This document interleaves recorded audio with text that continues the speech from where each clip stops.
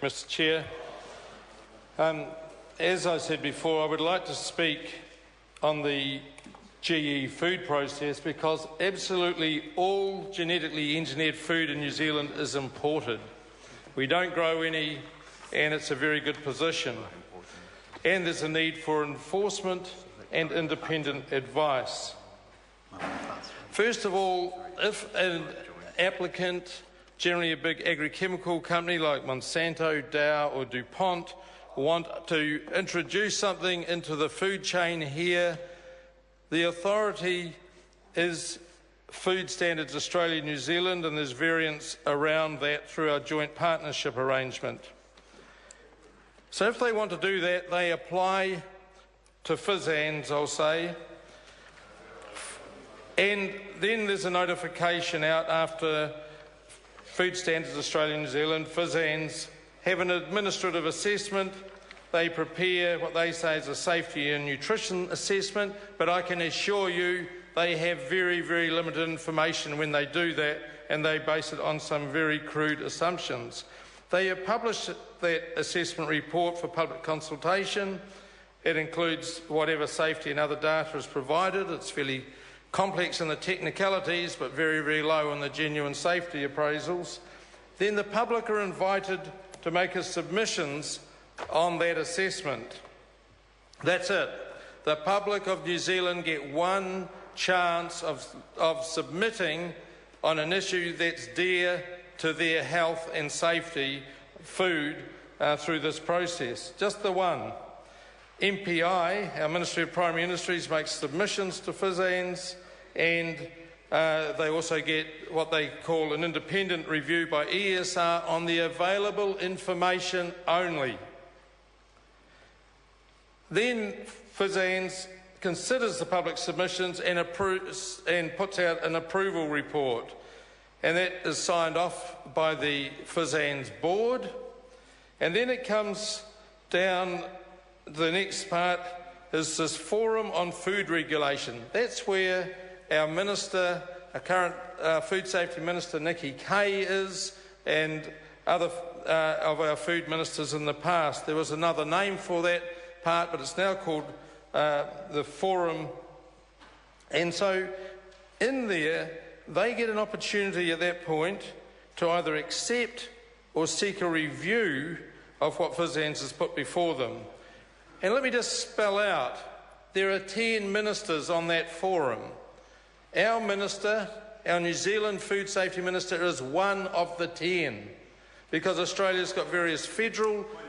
Point of order, Tim McIntyre. Mr Chair, Part 3 of this bill is a very small part, and this member is not addressing his comments to any aspect of Part 3.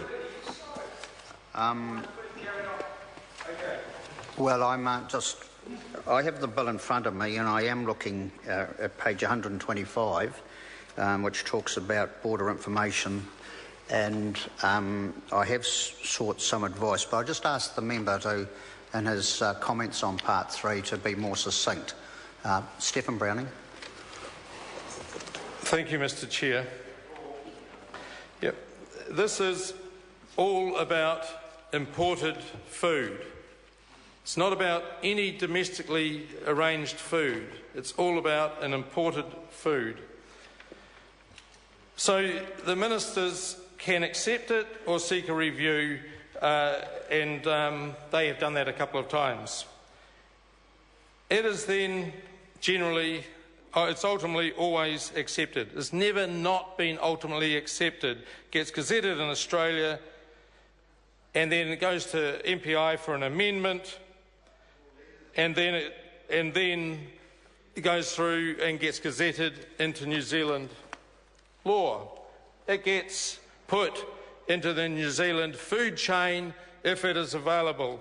So in Part 3, we are talking about who can actually import food, how they're registered, and how they will comply, and how they can be deregistered.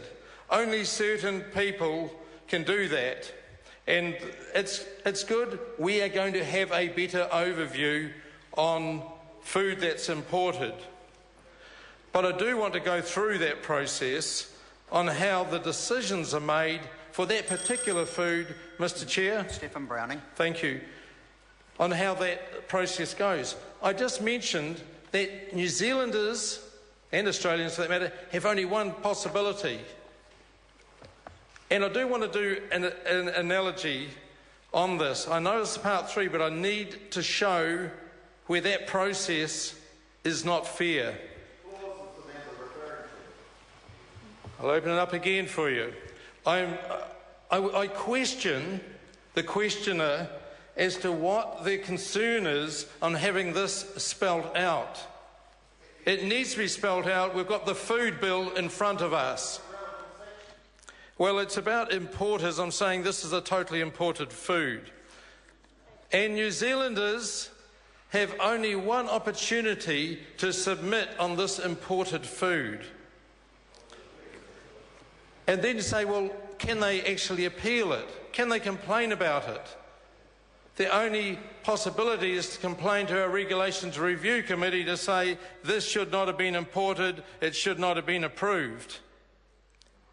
But the Regs Review Committee, when they've gone through a comprehensive look at it, have said, no, cannot uphold the complaint because FSANZ has ticked all the boxes.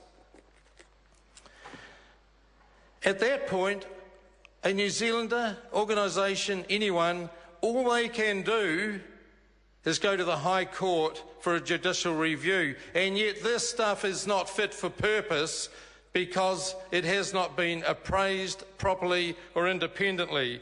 So will we administer this bill, and this might be a way that the Minister can do it, is say these importers cannot import this food. You may feel compelled to gazette it and tick it through as suitable, but I think you need to find a way of stopping it coming into the food chain. And there is more on that, and I will do that in part 5, maybe, would be the better part to finish this. I won't be able to complete it in this section. Thank you, Mr. Chair. The Honourable Damien O'Connor. Thank you very much, Mr. Chairman.